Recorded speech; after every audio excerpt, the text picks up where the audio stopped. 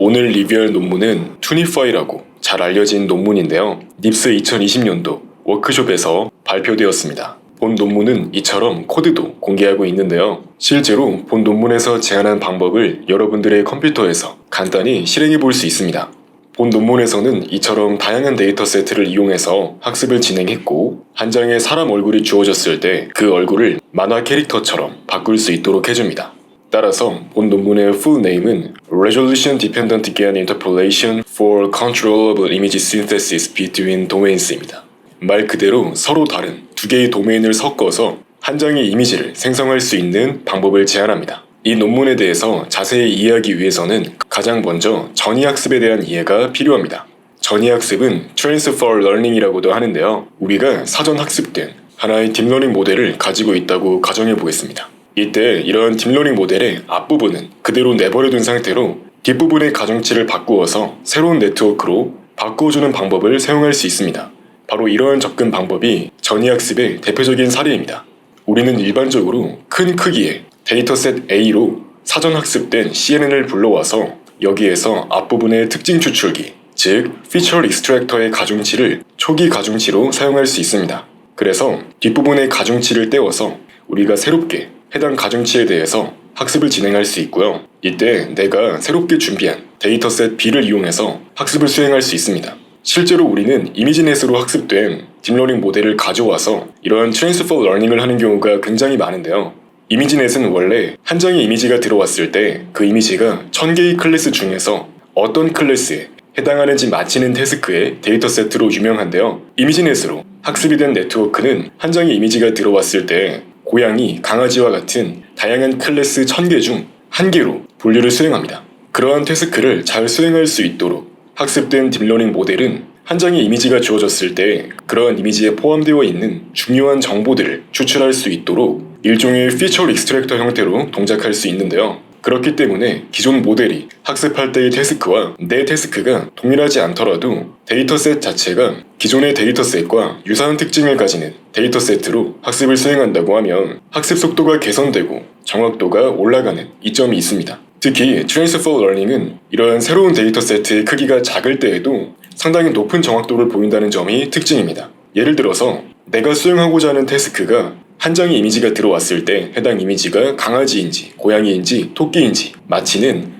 단 3개의 클래스만 가지는 태스크라고 가정했을 때 이러한 트랜스퍼 러닝을 매우 효과적으로 사용할 수 있고요. 이때 일반적으로 각각의 클래스마다 데이터의 개수가 100개 이하라고 하더라도, 즉 클래스당 이미지의 개수가 적은 상황에서도 상당히 높은 정확도를 보이는 것을 확인할 수 있습니다. 그 이유는 기존의 딥러닝 모델이 학습했던 데이터세트가 매우 많은 양의 이미지를 포함하고 있는 데이터세트였기 때문에 그러한 데이터세트로부터 적절하게 이미지의 특징을 추출할 수 있도록 잘 동작하는 네트워크에서 가중치를 가져와서 사용하기 때문입니다. 그래서 일반적으로 이러한 전이학습을 분류 작업을 위해서 사용할 때는 마지막에 들어가는 FC 레이어만 뜯어서 우리 태스크를 위해서 사용되는 클래스의 개수만큼 출력 차원을 갖는 FC 레이어를 붙여주는 방식으로 간단하게 가장 마지막 레이어만 갈아 끼워준 뒤에 학습을 수행하는 방식으로 전이학습을 수행할 수 있습니다. 실제로 전이학습을 해보시면 데이터의 개수가 굉장히 적은 상황에서도 단 몇 번의 에폭만으로도 굉장히 높은 애큐러시를 보이는 것을 확인할 수 있습니다. 제가 클래시피케이션 태스크에 대해서 전이학습을 사용하는 예시에 대해 말씀드렸는데요. 이러한 전이학습은 비단 클래시피케이션 모델뿐만 아니라 오늘 다루는 겐과 같은 생성 모델에서도 사용될 수 있습니다. 기본적으로 전이학습에는 두 가지 구현 방식이 존재하는데요. 일반적으로 분류 모델에 대해서 전이학습을 수행할 때 두 가지 구현 방식이 가장 많이 사용됩니다. 첫 번째는 프리징 방식입니다. 프리징은 말 그대로 얼린다는 의미를 가지고 있는데요. 사전 학습된 모델을 가져올 때 앞부분의 레이어는 얼려서 학습되지 않도록 하고 마지막에 존재하는 우리가 별도로 교체한 레이어만 학습이 수행될 수 있도록 하는 겁니다. 즉 앞부분에 있는 레이어는 학습하지 않을 레이어고요. 이 뒷부분에 있는 마지막 FC 레이어만 새롭게 학습을 수행할 수 있도록 하는 방식이 일반적인 프리징 방식입니다. 반면에 우리가 파인 튜닝이라고 하는 방식은 모든 레이어를 다 조금씩 미세하게 조정해서 학습을 수행하는 방식입니다.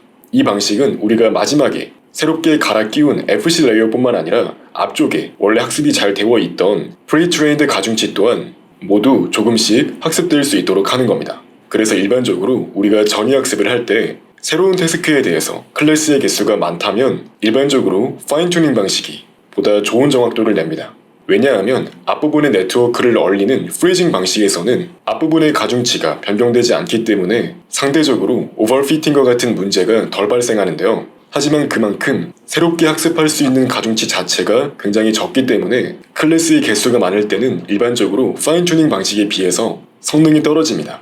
반면에 클래스의 개수가 적을 때는 프리징 방식이나 파인 튜닝 방식 비슷한 정확도를 보이는 경우도 있습니다.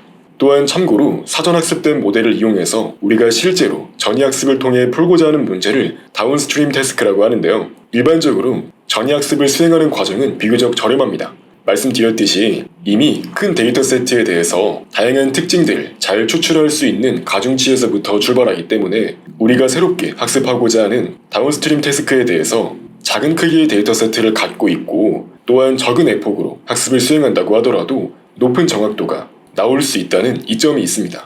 실제로 좋은 모델을 이용해서 전이학습을 수행하는 경우 애큐러시가 굉장히 올라가는 걸 확인할 수 있습니다. 이제 기본적인 배경 지식에 대해서 공부해 보았으므로 본격적으로 오늘 논문을 확인해 보겠습니다. 오늘 소개하는 논문에서는 Resolution Dependent GAN Interpolation 방법을 제안하는데요. 일반적으로 Interpolation이라는 것은 두 개의 포인터를 섞어서 혹은 조합해서 새로운 포인트를 만들 때 우리가 Interpolation이라는 표현을 많이 쓰는데요. 그렇다면 여기에서 GAN Interpolation이라는 말은 생성 모델인 GAN을 이용해서 Interpolation을 수행한다는 의미입니다. 다시 말해서 두 개의 GAN 모델이 있을 때 두 모델을 섞어서 새로운 모델을 만들 수 있다는 거고요. 그렇게 두 모델을 섞는 방법이 해상도에 의존적이기 때문에 Resolution Dependent란 말이 붙은 겁니다. 본 논문은 세계적인 딥러닝 학회 중 하나인 닙스 2020년도 워크숍에서 발표되었고요. 본 논문에서 제안한 방법은 두 개의 스타일겐 네트워크를 이용해서 이미지 도메인을 섞는 방법을 제안합니다. 아래 그림을 확인해 보시면 A는 일반적으로 우리가 스타일겐을 학습할 때 많이 사용하는 사람 얼굴 데이터 세트인 FFHQ 데이터 세트로 학습이 된 스타일겐에서 만들어진 이미지고요. B번 같은 경우는 우키요에라고 일종의 일본의 풍속화와 같은 이미지들을 모아서 만든 데이터 세트로 스타일겐을 전이학습해서 만든 모델에서 생성된 이미지입니다. 다시 말해서 A와 같은 이미지를 만들 수 있는 스타일겐이 있고 B와 같이 우키요의 그림 이미지를 만들 수 있는 스타일겐이 존재하는 상황에서 그러한 두 개의 스타일겐 모델을 섞어서 C부터 E까지 다양한 이미지를 만들 수 있다는 것을 확인했습니다. C부터 E까지 세 이미지는 모두 두 개의 스타일겐을 적절히 섞어서 만들어진 네트워크에서 생성된 이미지입니다. C번 같은 경우는 얼굴의 형태나 얼굴의 방향 등이 우키요의 이미지에서 온 걸 확인할 수 있고요. 실제로 그 그림의 질감과 같은 정보는 실제 사람 얼굴과 굉장히 닮아 있는 걸 확인할 수 있습니다. 반면에 D번 같은 경우는 얼굴의 방향이나 얼굴의 형태 등은 실제 사람 얼굴과 닮아 있지만 색상이나 그림체와 같은 정보는 우키요의 그림과 매우 닮아 있는 걸 확인할 수 있습니다. 그렇다면 우리가 두 개의 스타일겐을 어떻게 섞어야 이러한 이미지를 생성할 수 있는 네트워크를 만들 수 있을까요? 본 논문에서는 레이어 스와핑을 제안합니다. 레이어 스와핑은 말 그대로 레이어 교환이란 뜻을 가지는데요. 이것은 두 개의 스타일겐을 레이어 단위로 섞는 방법으로 이해할 수 있습니다. 보시면 베이스 네트워크는 FFHQ라는 사람 얼굴 데이터 세트로 학습된 네트워크고요. 전이 학습된 네트워크는 우키요의 데이터 세트로 학습이 완료된 네트워크입니다. 즉, 두 네트워크는 생성하는 이미지의 도메인이 다릅니다. 베이스 네트워크는 사람 얼굴 도메인을 따르는 이미지를 생성하고요. 트랜스폴드 네트워크는 우키요의 그림 도메인을 따르는 이미지를 생성합니다. 즉, 두 스타일겐의 이미지 도메인이 완전히 다른 건데요. 이처럼 레이어 스와핑을 이용하면 서로 다른 도메인의 특징이 섞인 이미지를 생성하는 네트워크를 만들 수 있습니다. 기본적으로 스타일겐은 입력으로 들어가는 레이턴트 벡터로 18개의 레이어를 가진 레이턴트 벡터를 입력으로 넣습니다. 기본적으로 스타일겐은 위쪽 레이어에서는 저해상도, 아래쪽으로 가면 갈수록 고해상도 결과가 나오는 방식으로 전체 네트워크가 구성되어 있는데요. 이때 4 곱하기 4부터 1024 곱하기 1024까지 총 9개의 서로 다른 해상도가 존재합니다. 그래서 각각의 블락들은 서로 다른 해상도 레벨을 의미하고요. 우리가 인터폴레이션을 수행할 때는 특정한 해상도를 기준으로 위쪽과 아래쪽을 서로 다른 네트워크에서 블락들을 가져와서 그러면 위쪽에서는 전이 학습된 네트워크에서 이미지를 생성하다가 이 중간쯤 레이어에서 베이스 네트워크가 이어받아서 1024 곱하기 1024의 최종 이미지까지 생성할 수 있도록 해주는 겁니다. 이렇게 하게 되면 이 위쪽은 트랜스폴드 네트워크에서 그 특징을 가져오게 되고요. 이 아래쪽 고해상도 부분은 베이스 네트워크에서 그 특징을 가져오게 됩니다. 다시 말해 아이디어는 굉장히 간단합니다. 이러한 방법을 보다 자세하게 풀었으면 다음과 같은데요. 우리는 FFHQ, 사람 얼굴 데이터 세트로 사전 학습된 베이스 모델을 준비합니다. 이후에 우키요에와 같은 새로운 데이터 세트를 준비해서 트랜스퍼 러닝을 수행하고요. 이렇게 만들어진 트랜스퍼드 모델은 새로운 데이터 세트에 부합하는 이미지를 생성하는 생성 모델 겐이 되겠죠. 이제 이렇게 준비된 베이스 모델과 트랜스퍼드 모델을 합쳐서 인터폴레이티드 모델을 만듭니다. 이때 우리가 특정 레졸루션, R을 설정해서 특정 레이어를 기준으로 네트워크를 위아래 나누어 가져와서 합치는 방식을 사용합니다. 즉 쉽게 말하면 설정해 놓은 특정 레졸루션 R보다 작거나 같은지에 따라서 어떤 네트워크에서 가중치를 가져올 것인지 설정할 수 있고요. 이때 알파 값은 1 또는 0이기 때문에 여기 보이는 그림과 같이 특정 레이어까지는 네트워크 A에서 가져오고 특정 레이어부터는 네트워크 B에서 가중치를 가져와서 이처럼 새로운 네트워크를 만들 수 있는 겁니다. 즉 아이디어를 간단히 요약하면 다음과 같은데요. 사람 얼굴로 잘 학습되어서 사람 이미지를 생성하는 A 모델이 있습니다. 이제 이것을 전이학습해서 만화 이미지를 생성하는 모델 B를 만들 수 있고요. 이러한 모델 A와 B를 적절히 섞어서 이러한 두 도메인이 적절히 섞인 이미지를 생성할 수 있습니다. 마찬가지로 배경 지식을 위해서 간단히 스타일겐에 대해 설명하겠습니다. 스타일겐은 CVPR 2019년도에 발표된 논문이고요. 고화질 이미지 생성에 적합한 아키텍처를 제안했습니다. 본 논문은 엔비디아 팀에서 냈고요. 스타일겐의 특징이라고 한다면 1024 곱하기 1024의 고해상도 얼굴 이미지를 매우 자연스럽게 생성할 수 있다는 거고요. 본 논문의 특징이라고 한다면 하나의 이미지를 구성하는 다양한 특징들을 잘 분리하는 특징을 가졌다는 겁니다. 스타일겐의 매우 중요한 특징 중 하나는 한 장의 사람 얼굴을 구성하는 다양한 특징 정보들을 잘 분리하는 형태로 네트워크가 동작한다는 겁니다. 실제로 겐은 생성 모델로서 특정한 레이턴트 벡터 W를 받아서 적합한 이미지를 생성하는 방식으로 동작하는데요. 이때 기본적으로 머리카락이나 얼굴의 방향, 이러한 정보들이 잘 분리되어서 우리가 컨트롤하기 쉬운 형태를 갖는다는 점이 장점입니다.